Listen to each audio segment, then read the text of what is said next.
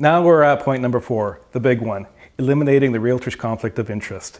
This gets much more complicated and is broken down into 3 sections. Let's take a closer look at it.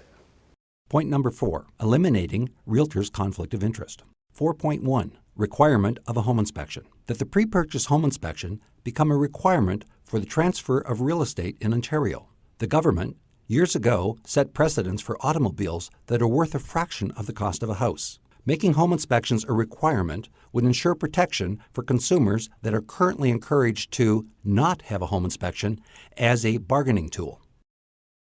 4.2, real estate offer of purchase and sale agreement. That the home inspection condition be removed from Appendix A of the real estate paperwork and be included in the formal standardized offer of purchase and sale agreement, and that the wording includes such statements as, within 6 days by a licensed home inspector of the purchaser's choosing, that the inspection be satisfactory to the purchaser.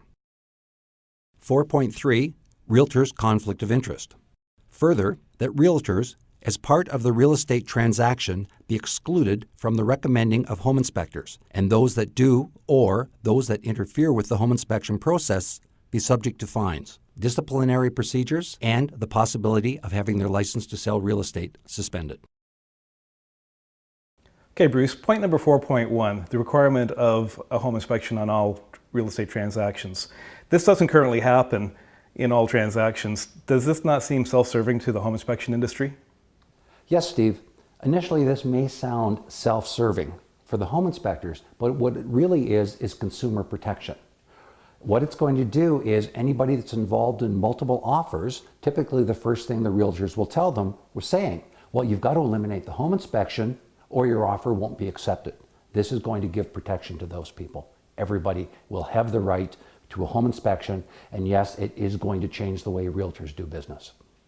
Now, point number 4.2 seems very confusing. Can you explain further? Yes, Steve. The real estate transaction is wrought with paperwork. Some of the paperwork is a formalized document.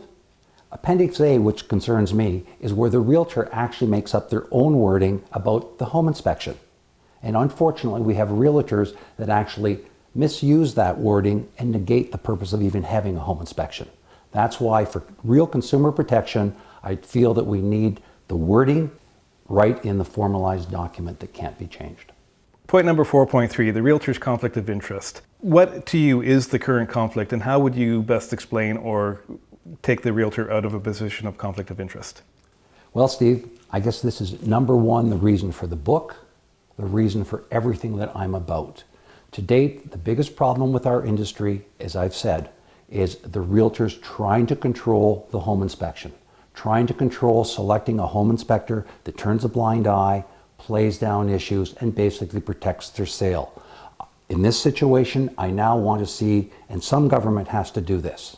If this was a legal situation, if you were having a divorce, if you were suing somebody, would you go to their lawyer for advice? And that's exactly what's happening here. This is the consumer's chance for independent advice. So why is the realtor recommending the home inspector?